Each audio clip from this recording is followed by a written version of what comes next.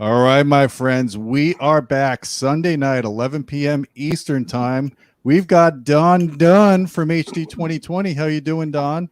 What's up, everybody? How are you? Hope everybody had a great Thanksgiving. You're Very all good. full? Yeah. You got to work that off at the gym now, right? Absolutely, brother. So I think it's a good idea today to focus on installing surround sound in difficult locations, in areas that people may not have thought they could put surround sound, either because they can't physically put equipment or they just don't want to have the eyesore of speakers, but they still want the performance of speakers.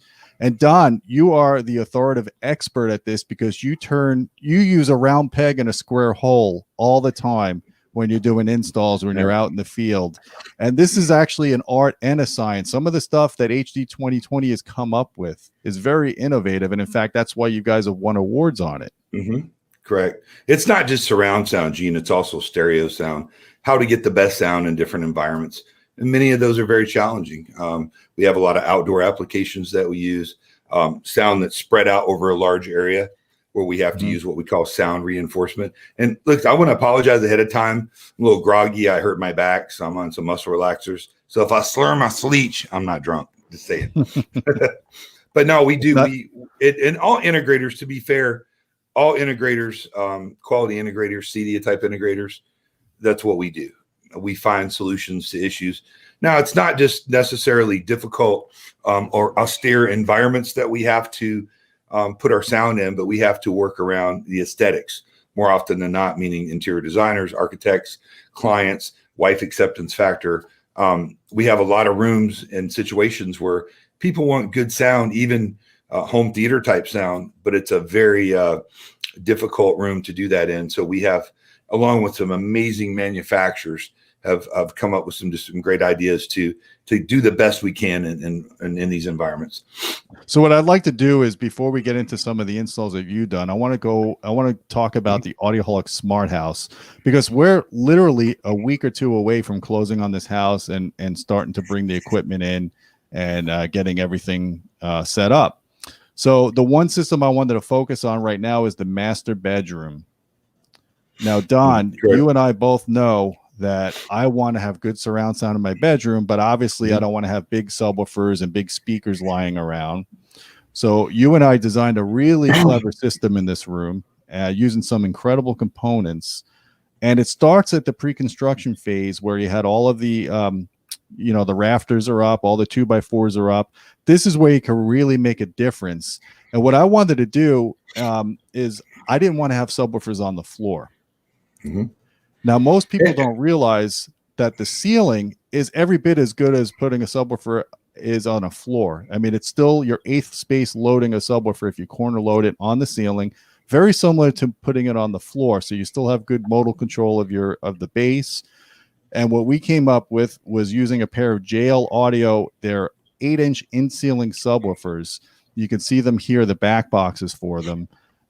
I wanted to put them directly in each corner, but I couldn't because there was a duct to the right. So we did it as far apart as we could. They're about 1/4 of the length of the room on each side, which is still really good for bass loading. So we have multiple subs, which means that we're going to have smoother bass in the listening area. That way EQ is more effective. We could flatten out those bumps and we can have really good bass response. So that's what we're doing for the bass portion here in this room. Correct. Now, to your statement, putting them in the ceiling can be as good as putting them on the floor or on the wall, depending on the mounting system of the subwoofer. Yes. If it's just a sub that mounts in like an in-wall speaker, where it does C-clamps or clamps onto the drywall and it's free space or however the design, that's not going to give you the output of the bass you're going to get from a box subwoofer on the floor. You need a subwoofer with a back box and some kind of mounting system that detaches or decouples that sound as best as possible from the drywall, so you don't get that resonance frequency of the drywall and interaction with the ceiling. JL Audio really kind of has the market right now in that particular system.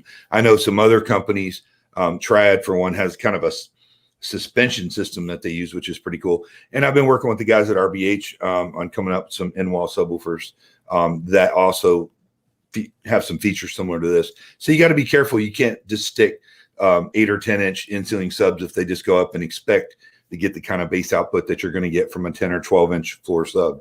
Yeah, exactly. So another reason why we went with in-ceiling subs is we didn't have a partition wall. That wall that you're seeing where the TV is going, there's no studs there. It's a concrete exterior wall. So the next thing I wanted to talk about was the fact that I couldn't put in-wall speakers, because ultimately that's what I wanted to do. I wanted to put flush mount speakers in LCR. That way it's, you know, flat against the wall, and it paint the grills and you don't even notice there's a speaker there. That's what I have in my current bedroom in my existing house. Can't do that in this house because there's no partition wall. So we did the next best thing. And in some ways, this is a really slick way of doing it, because you're allowing yourself to get a customized speaker that fits the exact mold of your TV. So it's no bigger, no wider than your TV. It almost looks like it's part of the TV. It's an extension of the TV. And that's where the Klipsch came in with their Heritage soundbar. And you turned me on to this because I didn't even know this product existed. I know Klipsch. I'm very familiar with Klipsch, but I didn't know they had a customizable soundbar that you could cut to the size of your TV. And it's a passive soundbar. Passive meaning you still use the amplifiers in your AV receiver. You power this thing like it's an LCR. It's just in one long, wide box. And now you could apply better room correction if you're using room correction in your receiver, better amplification, and most importantly, better drivers than you get out of most active sound bars. What do you want to say about this, Don? Well, sound bars, there's a substantial difference in sound bars that are out. When you say sound bar, most people think of an LG or a Samsung, some kind of powered sound bar, possibly a wired or wireless subwoofer connected to it, that gives you a slightly better sound than you're going to get from a modern TV. In some cases, much better. However, over the last few years, manufacturers have came out with sound bars that they've evolved. At first, they were small, they were passive, they sounded okay, they were a little tinny. Then subsequently, they've designed these sound bars to be larger with larger scale TVs that have come out. 75, 85, 65 is kind of a small TV now compared to what it used to be. And subsequently, what they've done is they've made these sound bars where they can be customized. Either in the case of like the Sonance, it adjusts to fit up to an 85-inch TV. They mount to the bottom of the TV through a bracket on the back. They look like they're part of a TV. Other companies like Leon, they make soundbars that are up of the $10,000 price range with custom Morel drivers and CS drivers to compensate for the small amount of airspace. Triad, Klipsch, Martin Logan. This Klipsch Heritage was a neat product because it's kind of a piece of furniture. It's beautiful and it's available in different wood finishes or black and different grill cloth colors. It's a pretty substantial high output system. I mean, is it ever going to match the output of a really nice set of towers with a center or bookshelves? No. Is it going to get close? It's going to get damn close. And with really good subwoofers, kind of pushing the bottom, good amplification, people are blown away the sound that you get. Now, one nice thing about that is these type of sound bars keep that sound at the vertical plane where you can hear it. For years, we did the in-ceiling speakers. We would put 3 in the front because it was just easy. And you angle them down and they sounded okay. And a lot of companies have come up with these really elaborate high output angled speakers, which is cool. I mean, for certain situations, they're great. Do they sound as good as having the sound from the vertical plane right at you? No, they don't.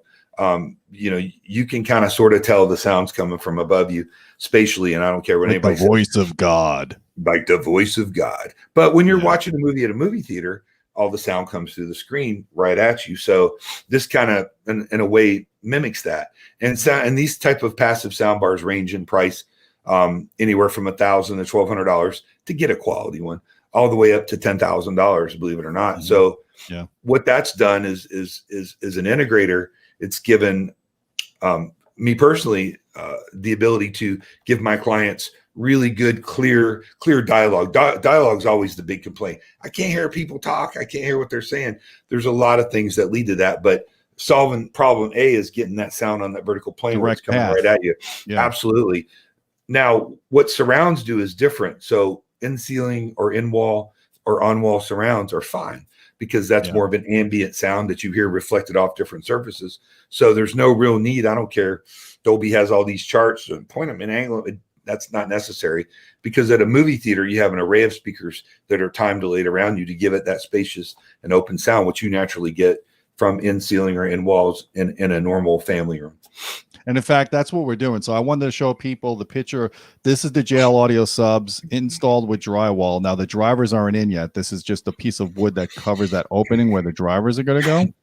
So you could see this will be a really slick. It'll be a square grill, so it'll look like an air conditioned vent. And you guys will see that soon when I get these installed. And then we already installed the surround speakers. You can see right here we got the Atmos. So we put 2 speakers for Atmos, the Klipsch. I forgot the RP 160s or something like that. Yeah, and then we got the surround channels right here, right above me on my bed. Yeah, it's a 5.22, I believe. 5.2.2. So it is Atmos. Right. Yep. Right. What are you going to be? I forget which receiver you're going to drive that with. So Anthem is going to be sending me the new 740, nice. Which is their 7 channels built-in amplification with Anthem ARC. And the cool thing about that, the receiver is upstairs. It's in my media closet where my office is. I could still calibrate the entire thing from my laptop by plugging in the microphone to it. And Anthem is one of the few of the major companies now that allow you to do the calibration from a laptop, IP controlled. So you don't have to have a long cable going from the microphone all the way back to the receiver. And I'm trying to get, Sound United and Yamaha to move on that bandwagon as well, because most people, Don, you tell me, you do this for a living. How often is the receiver in the same room where the sound is being produced? Rarely. And the systems that we and other integrators do, our clients like to have all of their equipment centrally located in a rack somewhere convenient in the home. So we have a surround receivers for 1 or 2 rooms, distribution for audio.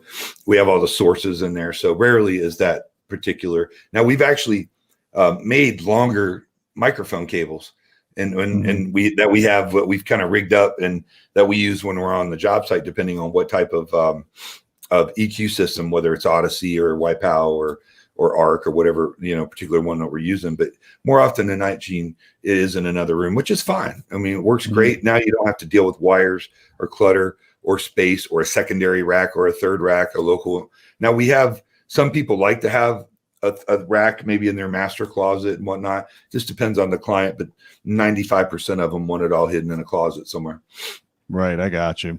So what I want to do now is I want to share some of the pictures that you showed me of installs that you've done for clients that are very unconventional but very savvy. And I think some people here would get a good idea of maybe doing this for themselves. Get a good inspirational thing here. Sure. So let me see if I can share this. Tell me, do you see the picture right now that I'm showing? Right. So what is that? What are we looking at right now? That's a theater. That's a media/theater room that we did a few years ago. Obviously, the screens are off. That's a 112-inch 16:9 screen with 2 65-inch TVs above it. And those are definitive technology on-wall speakers that they had a few years ago. And the subwoofers in this room are definitive technology flush mount subwoofers. This has a Sony a DPI projector. This is like a 6-year-old system, but it was really cool. And the Screen Innovation screen with the backlight, we like to have that. It's kind of a cool effect. So this is a media. This is a theater/media room. Has sliding glass doors on the back that open up into a lanai. So it's not your traditional theater, but it's still, if you close the curtains, close the doors, still has that kind of theater performance, but in a more approachable, more comfortable environment, I guess. So what was the point of having the 2 TVs above? They could watch sports while they're watching a movie or something? Yeah, sports, baby. And that's it. Multiple games. Cool. Now, this is also connected to distributed video system, or a matrix where you can have an 8x8 or a 16x16, 8 inputs, 8 outputs. So you can have different various programs and sources playing on various different monitors simultaneously. The sound comes from the central monitor. Gotcha. Okay. Okay. So this one is, we had a client in South Tampa, which is an older part of the Tampa Bay area, doing a remodel on a home. So they built a covered lanai out back and screened in, and they added a pool. And behind there is a garage with a mother-in-law suite above it. So talking to the client, he likes to entertain. He loves the party. What we did on this particular one is we added landscape speakers around the pool. And then we had a soffit built, and we added a 180-inch manual pull down 16:9 screen. Now, the reason we did the manual pull down is because when you put any kind of motorized anything in the direct elements, especially in Florida, it's not going to last long and it's expensive. Yeah. So we did a manual pull down screen where he pulls it down. He's even got a couple little hooks on the bottom of the bar on the bottom of the screen to somewhat support it. They are still susceptible to wind. He has houses next to him. He's got a fence. It's not too bad. Then it's hard to see in this picture, and I apologize, but to the left and to the right of the screen, we have some on-wall outdoor speakers like the Sonance. Yep. I believe we used, not dissimilar from what you have at your house. Sure. Now, what was cool about this is we actually had the trim carpenter build a box housing to put the Epson 4000 series projector and fire it through a screen. That's this one right here, like the little. No, that's not it. That's a different one. Oh, okay. I'll go back to that picture then. All right. So I don't have any pictures. Is that a subwoofer or is that something for the pool? That's just something for the pool. Now, there is a subwoofer buried in the ground behind the hot tub, and that is a 10-inch Sonance landscape subwoofer. So we've got 2 speakers around the screen. We've got 8 satellites and a sub around the pool. Then we've got 3 pair of in-ceiling speakers on the lanai. It plays as loud as you want to hear it. But the nice thing is not just playing loud, because he does have neighbors. It's sound reinforcement. So if he has 25 people over, he's got people out by the pool, people in the pool, people on the lanai. He doesn't have to crank any zone up very high for everybody to hear what's going on and still hear themselves talk, which is a really cool thing. Or you could turn up the speakers outside a little louder and create kind of 2 environments in that.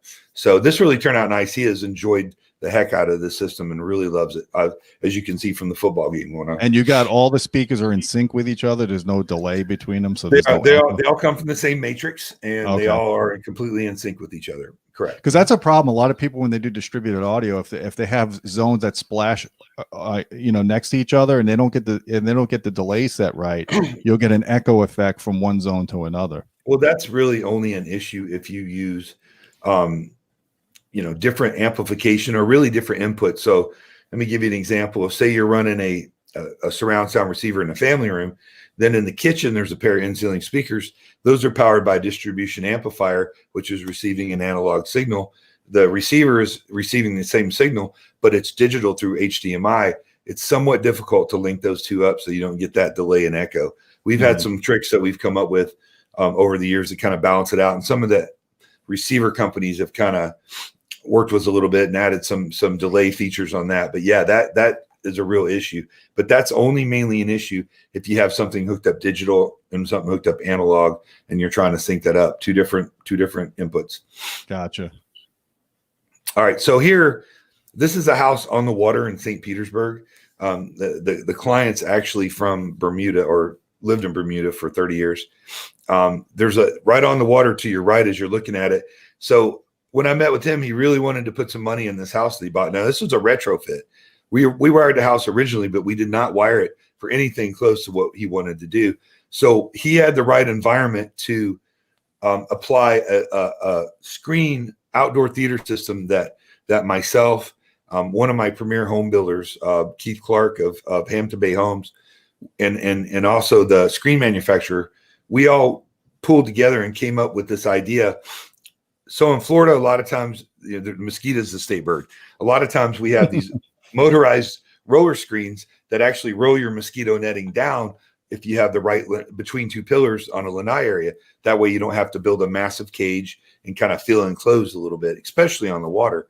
So what we did is we came up with this idea of, and the builder said, hey, Don, I really want an outdoor theater. You think we could get a screen that we could attach to this bug screen? And I was like, I guess. So I went through some manufacturers and contacted Screen Innovations, and they happened to actually make a screen called the 360. And this film screen material will actually, when it's a projector shot onto it on one side, it'll play on both sides simultaneously because there's no backing on the other side. Other screens will do that too if there's no backing on it, but they all have backing. Right. So this material, and it's optimized for this application. So what we did is I got him a sample of that material, sent it to the screen manufacturer. Screen manufacturer was able to use a process they call welding.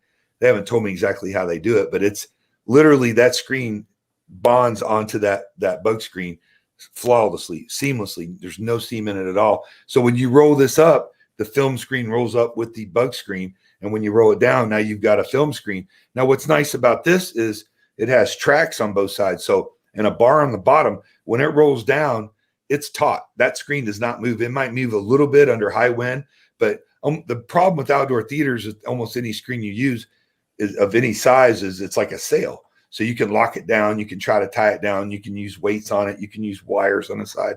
It's still going to flutter in the wind. This doesn't at all. And so what we do here is we take and we mount a projector underneath the covered part of the lanai inside the house so that the projector shoots from the side of the house, or in the case of this particular application, shoots from inside above the fireplace and shoots out onto the screen. So it plays on the inside, and then it simultaneously plays on the outside. This picture is on the other side of his pool watching this 120-inch screen, and he has landscape speakers buried all around the pool that you can't see. So he literally has his grandkids over, his friends, and they have theater in the pool. Now, one caveat to that is that when it plays on both sides, the other side image is reversed, and you don't notice it at all, other than if there's writing, a score on a game, some kind of writing. I see what you're saying. Right. Yeah. So it's like a mirror effect. Correct. But almost all projectors have an inversion button where you can hit that button and it will invert that picture. And what's nice about the Epsons is it has a direct inversion button. So on the Control4 automation system, we program a button that you hit it. So if you use the majority of your party's outside, they're watching it, you hit a button, boom, it reverses it. Now it's getting, and then it's reversed on the inside. Again, it's not an issue. You don't really notice it unless you're looking at a score or writing on a screen. This literally is the coolest thing out there. Now, this is that same, really cool. Yeah, this is the same house. So it originally had a TV above the fireplace. This is a heavy stucco fireplace. So what we did is we worked with a trim carpenter that does a lot of our mechanical work.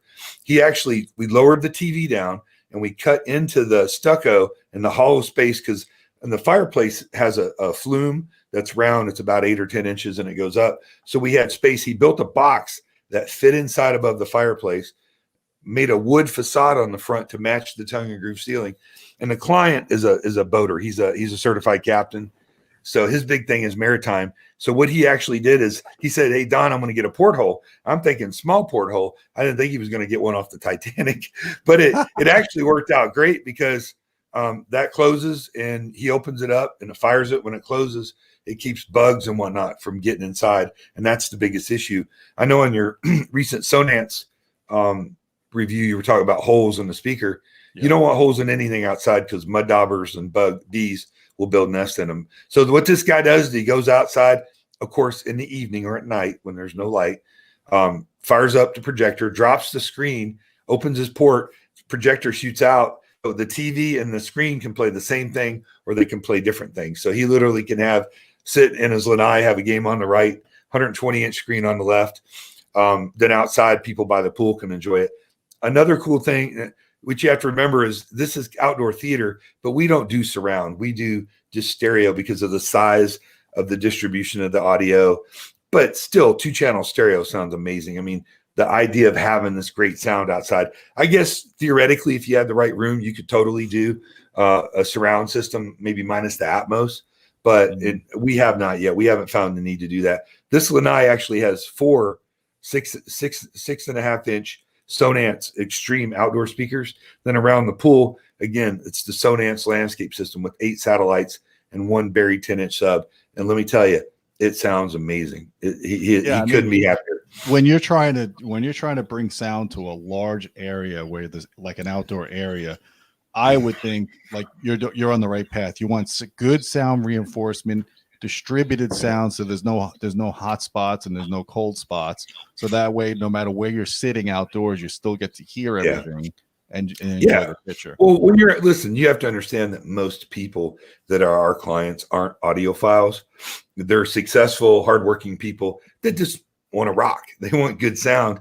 And if they're outside laying on a lounge chair watching a 120-inch screen or chilling in their pool, and they can still hear they're streaming their favorite show, they don't care about surround. I mean, they're not worried about effects, and it's pretty close, man. It sounds damn good, and it blown away. It's one thing to show pictures, but to actually be out and experience these things. Yeah. So there's a kind of a side view where you can see it shooting onto the screen. Again, playing on both sides, in-ceiling speakers that are painted to match the tongue and groove. Another little thing that we do. Just so I understand you correctly, that screen on the right, that actually comes up, that retracts. It rolls completely up. Right. With the bug screen. Correct. Completely up. And the rest of the areas have bug screen on them too. So they roll down. So you can actually leave one open to walk out. There's a little archway there on the right. So you can leave that. He had some steps built. I mean, it's just, I mean, that's some Robin Leach. You have arrived, you know what I mean? Type stuff.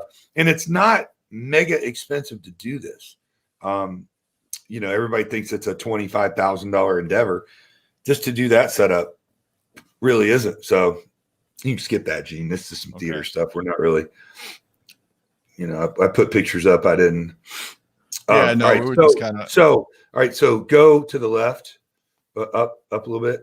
See that green screen? Yep. All right. Pick that. So this is a client that we had a few years ago that had a family room, literally fireplace, all wainscoting, traditional wood around it, beautiful fireplace, bookshelves, 2 chairs in the front. I mean, it's like it was like a postcard from Hallmark for Christmas. He really wanted a theater type sound, and it was really a challenge. So and he was determined to have it. So what we wound up doing is I really looked at the place, then I found that he had this closet that you can see in this picture on the right that faced more or less the center or close to the center of this fireplace. And I come up with this idea, hey man, if we can retrofit wires, because it's a 2-story house, it's really difficult. Luckily the trusses ran from front to back. So we were able to retrofit wires, add a DPI projector. In front of that projector, we cut what we call a porthole, where the actual lens will fire out with a trimming around it.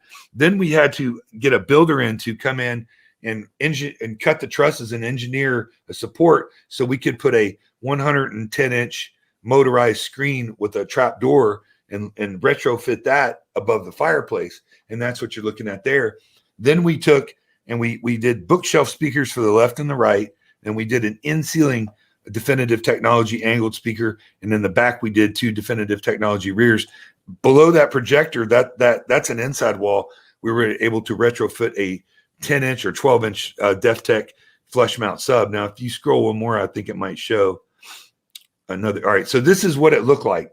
This is what it was: a picturesque fireplace. Of course, there's normally 2 chairs in there, and you can see where we kind of cut the screen in the top. That center square by the air vent is the actual center channel, and the speaker wire on the shelf to the right of the fireplace and the left is where we put the bookshelf speakers. Gotcha. So literally you go into this room, you have no idea of what's in it, and you dim the lights. That's all Control 4, and the equipment is located on the bottom right there where the tech, I think that's Matt a long time ago when he started for us. And you hit a button, the lights dim, and this 2 trap doors open, and this gigantic screen motorizes down, stops right above the seats, and that projector shoots out from the closet, and you have this massive picture and a full 5.1 surround system. It was one of my most proud jobs. There's testing the screen as it drops down. I mean, it was really cool. Yeah, neat. Right.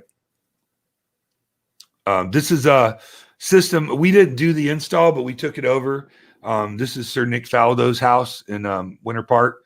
Again, tower speakers, TV, nothing particularly special speakers here. Are those? I think they're Wharfdales. I mean, that's what I thought. He's a knight of the realm, so he had all kinds of British gear in there, which I would assume that was gifted to him. But he's actually an audiophile and a really cool guy too. Very cool. All right, so this is a theater we did outside of Tampa. Yeah, those are Revel Performance. The biggest ones they had at the time with the center. Now we take the Control 4 image and superimpose it, because if we take a picture of a movie playing or something, then we get sued. Sure. Ask me how I know. This is a really cool room because this was designed as kind of a library, and that it has motorized curtains on it. And that window actually is kind of curved and faces out onto a premier golf course here in Florida called Lake Javita. And this system's really, really cool setup. Again, retrofitted into the house. It wasn't wired for it. So where's the subs in this case? The 2 subs are in the back of the room on this case. Okay. They're 2 rail subs that the client had. Very which slick. they weren't great, but they were okay. Keep going. This is just another small theater that we did. We actually did the little tiles on the front. We did a Screen Innovations ambient light reflecting screen, and we did 3 on-wall LCRs and a small sub. Just a small room, I think 4 seats in it. Just like a bedroom that they had. They added a soffit going around where we put some LED lighting in it. And of course, you got the lighting coming off the screen, which is adjustable. And they put that shag baby carpet in. But it's a really cool, comfortable room, and it sounds great. So you don't have to have a full-blown grandiose system. I personally like to use the on-walls when a client does not want towers or bookshelves, which the vast majority of my clients don't. The on-wall speakers versus in-walls just give me a box speaker type performance with usually they're longer arrays. So what I found is that their dispersion is very narrow, almost like a THX speaker used to be. It's almost like a giant Diapolito, where they'll have 1 or 2 tweeters and they'll have multiple drivers and passive radiators. So they have pretty good dynamic range. And they have really good dynamic range. And dollar for dollar, to get this is a good rule of thumb, to get a architectural speaker that matches the performance of a in-room box speaker, you usually have to double your money. I mean, that's just the name of the game, because there's a lot more that goes into doing an architectural speaker that matches the performance of a box speaker. Yeah, because now you're constrained. You have physical dimensions, and you need something that's high sensitivity. Correct. Yeah. Correct. So I'm a big fan of the on-wall speaker, which is, just a broken up relative of the big sound bar, basically. Exactly. Yeah. Right. That's a rack room in one of our jobs with a monitor to kind of, we can look at things as we're installing them. Just little snippets of stuff we do. I've got thousands of pictures. Just full tilt room we did. You can move on. We're not doing big theaters here talking about it, but we've done a bunch of them. Oh, you can skip that. That's my old van. Okay. Pre HD 2020. Now that kitchen you were in, that white kitchen right here. No, the kitchen up past the van. Oh, okay. No, the kitchen. That's a bedroom. I'm sorry. Yeah, that's okay. I just wanted to point that out, that a lot of these speakers now come with square grills, so you can see you've got square air vents. Yep. Right. So little things that we do is where we mount the speakers, we try to match the aesthetically with what's going on in the room. So if it's near air vent or in a way that it's in the same frame as an air vent, we try to match it. Now these are round can lights, but more often than not, modern homes are using square can lights, especially on the higher end like this home. So as integrators, we try to do little tips and tricks like that. Now you can go to the next picture on that. I'll show you. That was this one right here. That bedroom. Right. That's pretty slick.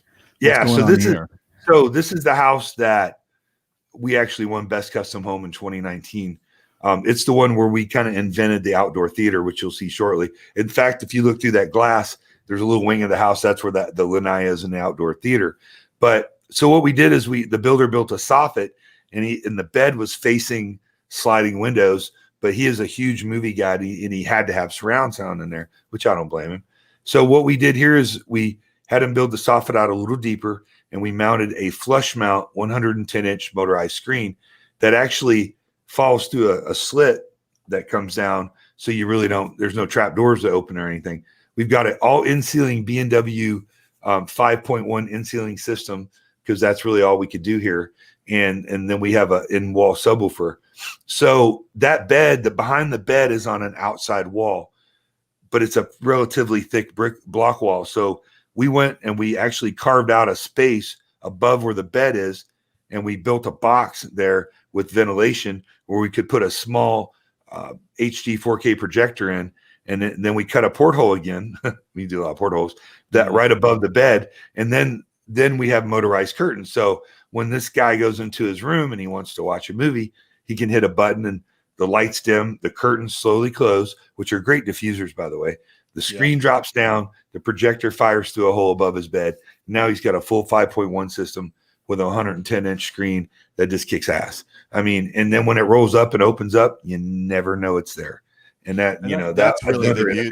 That's the art of it. The fact that you can produce this level of quality of audio and video and then not have it look like it's in the room, like it's not affecting the aesthetics of the room.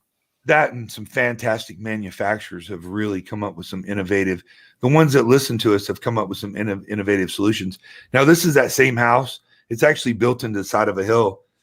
That's the family room. That's an 85-inch Sony with a Klipsch. It's not the Heritage. They didn't have it at that time. LCR soundbar. Then to the left of the TV down low is a 12-inch in-wall subwoofer, and the in-ceiling speakers are out there. Is it ideal? No, but it's pretty good sound in a 2-story family room with glass. It's got shears that close. We tuned it up as best we could. It sounds pretty darn good. I mean, again, it's holistically part of the home. That TV kind of dwarfs that sound bar, but again, that sound bar is firing at that plane right at the listener. So we could get away with not putting a full tilt system in there. He's got the fireplace. Now, this is the same house again, but this is the outdoor theater that kind of started it all. You can see he has 2 other TVs that he can watch. He's got a fireplace, a pizza oven over, which is my favorite thing.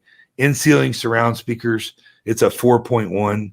We couldn't do a center with the way the roof line was, so we just kind of subbed it out. We do have a receiver actually powering this particular zone, by the way, and an in-ceiling subwoofer. That drops down 130-inch screen, but you see behind it is the pool and a lake. And around the back is landscape audio that fires in. So literally, again, he could drop that particular part down, and everybody could be drinking and having a good time and enjoying themselves. They could be in the pool, and now you've got this gigantic theater on both sides and great sound wherever you go. I mean, to me, it's the ultimate form of living. I mean, especially on this beautiful lake in Florida. And it's in the hilly part of Florida, the Florida Rockies, which is about 80 feet tops. But yeah, Claremont, Montverde. So at Bella So the backyard, you have the landscape system again, like a Sonance or a Klipsch or something. Correct. Firing forward. So again, it's not disturbing the neighbors, but it's giving you plenty of sound, even with the hot tub on. These are just diagrams. Yep. Let's see what was interesting. All kinds of cool stuff. Some in-wall subs here, right? Yeah. So this is a theater. Pre-wire. We're actually in the process of trimming this out. This is in a 16-story condo building. We're doing it's a 20 by 15 or 16 theater room. We're doing a full Klipsch THX system in it. So those 3 are pre-construction brackets for the Klipsch. It's an 8-inch with their horn that are going to live behind an acoustically transparent screen. And we've got 2 Klipsch 12-inch powered subwoofers in there. Now, I didn't do those all the way to the ground because the client specifically did not want to see any grills in the front. So we kind of made a compromise. But the room's not huge, and we've got tons of power in those subs. They're pretty damn dynamic. We should be able to EQ so that the out. Subs are behind the sub openings are behind the screen, right? The acoustically transparent screen. No, the subs are on the front of they're going to sit in the front, but the screen's going to cover all of it. It's a big screen. Right. So with the bass, when the bass is coming out, is that going to make the screen material kind of flutter? Or No, it really doesn't. No, it's perforated, and the way it mounts, we haven't had any. I've done that several times without any real issue. Go up a little bit, Gene. Oh, okay. I was just. Here, you leave it there. All right. So this is a job we did last year, and one I'm super, super proud of. This is for I won't name him, but a NFL Hall of Fame football player.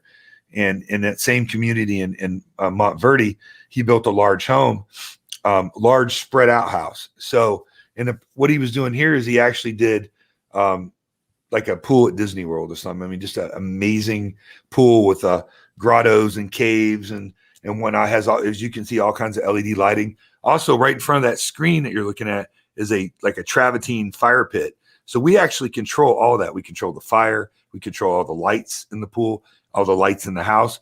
But we went ahead and did this motorized screen here specifically because it works so well. Obviously, there's the largest cage I've ever seen over an enclosure before. But we actually did this 170-inch screen here that rolls down. And then behind there is a huge lanai area, and then a game room. The game room has a 120-inch 7.2.2 system in it, 265s above the grill. To the left is a room that has an 85 Sony with your Heritage soundbar. But out here, this is really cool. That's a 170 that drops down. It's a Epson projector that fires off the wall. And we have 2 large Klipsch 8-inch commercial on-wall speakers pointing right down for the front stage. Yeah, right. Then in that ceiling in the lanai area, we've got 1, 2, 3, 4, 5, 6, 7, 8, 9, 10 8-inch Klipsch reference speakers, 2 10-inch triad in-ceiling subwoofers. Then around the back of the pool, we've got Sonance's super big extreme landscape system with a 15-inch buried sub with a 2,700 watt amp running that, and 4 high output 6.5-inch satellite speakers taking up the back. Must be. So I got to show you rock the video. concert there. I put Star Wars on because I'm a Star Wars nerd, and Yep. it was just bad arse. I mean, it hammered. And this guy, so he gets up and he sits on his grotto area, and he's such a cool dude. I mean, and he's sitting there, and I'm like, oh man, hope he likes it. Hope he likes it. Of course, I'm thinking anybody like it, but you never know. And he comes down, he's a real quiet guy. He's super cool. I'm like, so man, we good? He goes, we real good. I'm like, yeah. I mean, it's this, you could charge admission to this. It's so cool. It's literally, and there's a picture from the second floor balcony looking down to kind of give you the scale of it and how big that cage is. And, wow. And that screen rolls up and rolls away, and that you can even watch it. And this was in the evening, so it wasn't even completely dark yet, and it was still very watchable. And if you really look, you'd have to look to find any speaker in this, which is the cool part about it. Yeah. And then when you barely see these Klipsch ones. You see those, and those are massive. Those are huge 8-inch. I think Youth Man's got those same ones on his lanai. They're big and they're super high output. And I've got 100 watts, clean watts of channel to each one of those. And that's the rack system in this home. So we have one whole rack of amps and one whole rack of control network and whatnot in a cooled room. With Control4's new CA10 super controller with dual RAID, drives on it. Yeah, these other pictures of that. It's at night times where it really comes into play though, with the lights and it's killer. Super, super proud of that one. It was a lot of work, but it all came together. And that 170-inch screen is just killer, man. I mean, you can't really grasp that unless it doesn't look like 170-inch unless you told me. Look at it. You see the girl to the left? It's huge. It's a massive screen, man. Yeah, I mean, incredible. That's all we could fit in there because of the way it works. I would have went a little bigger if we could have. Now that's the one in St. Pete with the 120. Right. That's a picture of it in the daylight. Correct. So I guess the point of this is not to just go through our portfolio, but can you go right here to the one with the fan? The fan.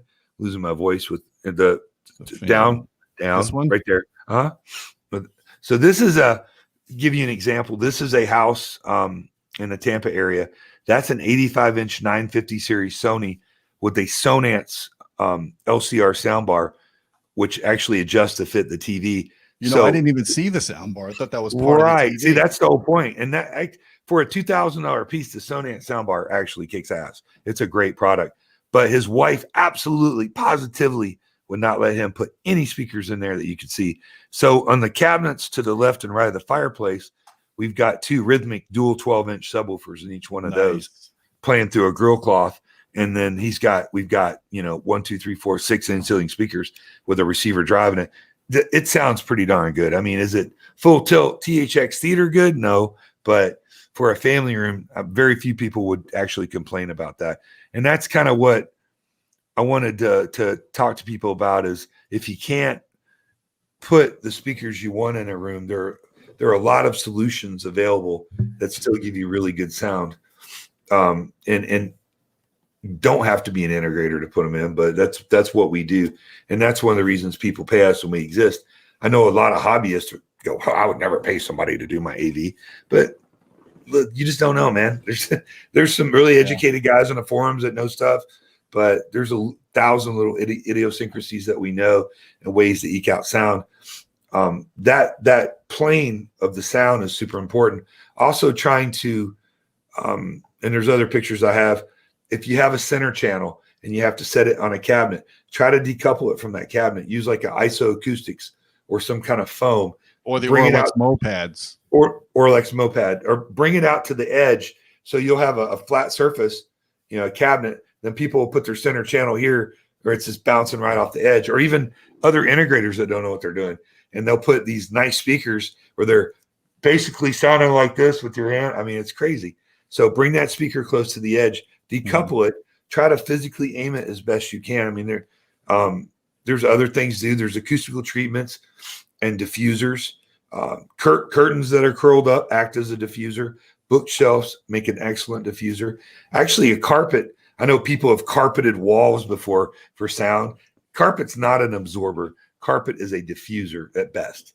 But it Yeah, well, I does mean, make a difference in help. if you're gonna use a throw rug on the floor, which I'm doing in my theater room because it's a hard surface, you have to put a really thick pad under it. When you put a really thick pad under it, it actually does become somewhat of an effective absorber in the only if the sound can penetrate the carpet. It's Yeah. like put cloth. I've had people do whisper walls where they put cloth over acoustical treatments. I'm like, what is this? They're like, what's Peruvian suede? I'm like, well, you might as well have a wall. It's got to be acoustically transparent material. Period. Yeah. Period. You can't. If you could put 12 maxi pads under your carpet, it's going to bounce right off of it, and whatever fibers in it, it's going to reflect and diffuse it. It's not going to penetrate that. Or if maybe penetrate a little bit, but carpet, it helps for sure, but it's part of an ecosystem of acoustic treatment. But a lot of these rooms, once you put furniture and pictures on the wall, various types of furniture and shapes and sizes, couches, pillows, curtains, possibly. I mean, blinds don't do a lot, but curtains, when they're rolled up, will actually act as a diffuser. And maybe some strategic acoustical treatments, you can get in equalization, you can get pretty good sound, especially below the transitional frequencies on that. Yeah. So this is a relevant question I want to throw up here. It's about how do you aim an in-ceiling speaker? I'm going to say the best way to do this, and then you could correct me or add to this if you want, is to buy a speaker that has an angled baffle to begin with. Like, for example, in the family room system of the Audioholic Smart House, we're using a Paradigm in-ceiling speakers for the Atmos, and then we're using their 8-inch version for the surrounds. They're in the ceiling, and the baffle is angled on them, so it gives you a more direct sound to the listening area. That way, the mid-range and the tweeter are both on that angled baffle, firing at the listening area. Because in this case, I couldn't put speakers on a sidewall, but I still wanted to have the surround channels, and I put them in the ceiling. And you could angle tweeters, adjustable angle tweeters don't do a lot. You have to think of sound waves in kind of a drawing or a diagram. So high frequencies are a really tiny little wave, right? They're not very big. So if you, from the high frequencies down, as your frequencies drop, your sound waves get bigger. So you can kind of sort of aim it, especially if you have one that angles where the whole baffle angles and kind of points it forward. But as those frequencies get lower, those sound waves get bigger and bigger all the way down to 80, where they radiate like a drop of water on a pond. So it's really hard to even angle a speaker and play. I usually try to calibrate them at 100 hertz, because once you start getting, or even 120, because once you start getting lower than that, that sound wave's so big and it starts bouncing off the ceiling and the wall and interacting in weird ways unless you have some thick foam or some kind of acoustic material that'll absorb that inside of it. So, don't put a ton of effort and aim in your speakers, especially if they're surrounds. If they're surrounds, then you want that sound to come out and you want it to reflect. You want that energy to be dissipated in the room in such a way that it gives it a more spacious and ambient feel. I used last time we talked about being on the deck of a pirate ship. You hear the ocean, you hear the sails and the wind. That's not direct at you. That's ambient sound reflecting off different areas. Maybe if you had 32 speakers and some kind of crazy or a 3D multi-level setup and material recorded in it, you can achieve that. But with 5, 7, 9, 10, 12 speakers, you got to use the room to help you a little bit with that. That's just what I've learned over the years. Don't over dampen a room. Don't try to get rid of all that energy. Try to take advantage of that energy. You want to try to dampen you want to kill slap echoes that bounce back. I know, Gene, you and I had this conversation about diffusers versus absorbive. And I agree. If you've got a couch or something real close to the wall, you want to absorb those slap echoes and those frequencies. If you're further away from the wall, I kind of like the idea of a diffuser that takes it and spread that energy out. It's a personal preference. If you sit too close to a diffuser, it gets kind of phasey sounding, Right. So basically the takeaway from this video, guys, that we're trying to do here is when you're doing a home theater in the house and you don't want to see the speakers, ideally you want the most critical speakers in a home theater is the front 3 LCRs. and you want to get Period. those line of sight, ear level, seated ear level position, much better to do that even with a passive sound bar as opposed to putting all the speakers in the ceiling. I almost never recommend putting LCRs in the ceiling unless there's no other option. So we have the options of the passive sound bar. We have the options of the wall mounted LCRs, or you could do flush mount speakers if you have a partition wall, which is really the best. Or a combination. A combination. Yeah, or combination of them. You could have bookshelves with a passive center channel below the TV at ideal, then a pair of bookshelves and some in walls on the side and in ceilings in the back, a box sub here and a flush. I mean, there's all kinds of combinations that you can use to kind of overcome it. It's always ideal to have the same speakers across the front if possible. But the reality is we live in homes that aren't designed as sound rooms. A lot of fireplaces, people love to put TVs above the fireplace. So there are several combinations that you can use. And if you don't know or have a question about it, hit us up at D3, hit Gene up. We'll kind of try to guide you in on that. Yeah. So, the one takeaway that also I got from this talk with you is when you're doing outside theater, it's kind of a different category of product. You're not doing surround sound. You're doing high quality sound reinforcement distributed throughout the entire area. That way, no matter where you're sitting, you're still going to get good sound, and you're going to have a really big screen if you can. Some of these screens you were doing 120 to 170 inch screens. That way you could see it from across the pool or in the. And they always look bigger the further away you are. It's funny, you look in somebody's window, they have a 65. You're like, my God, how big is that TV?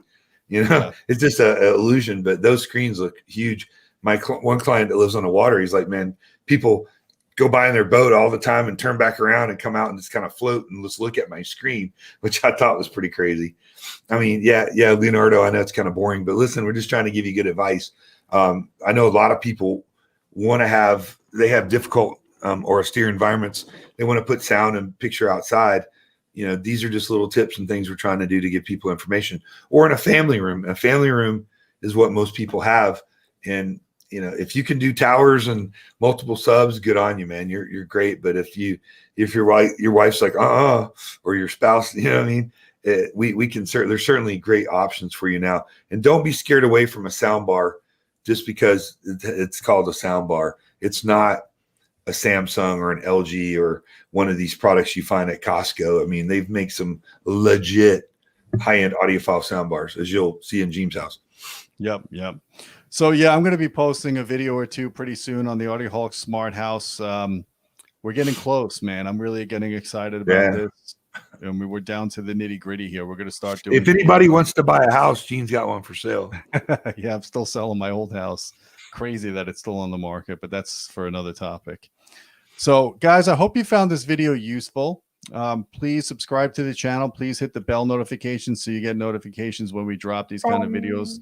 We're basically doing this live stream every Sunday night, either between 9 o'clock to 11 p.m. Eastern, depending on our schedules. So you could kind of look forward to that somewhere in that time zone. And if you don't get to see it live, you could obviously go back to the channel. You could post some questions. We'll answer them down below. Don't forget about our Patreon channel at patreon.com/audioholics. Become a member. You get to support our channel. We appreciate that. You also get direct access to myself and Don if you want to ask questions or suggest video topics. It's just a lot of perks to being a patron. Don't forget about our Marantz contest. We're giving away a brand new AV7705, and the contest ends on December 31st. So you have another month. And so I'm disqualified, right? I can't win. Yeah, you are disqualified. So we got a couple of contests also going on our Patreon channel, just exclusive to those patrons. And I think that's a wrap. I think Don, we got to HD 2020, my company, www.hd2020.com. Feel free to hit us up. We've got a great team. If you need advice, you need something done, need some help with something, we're here. We're here for you, man. Yeah, I think that's a wrap. We're going to get back to the Audioholic Smart House. Hope you guys have a good evening. And until next time, my friends, keep listening. Thanks.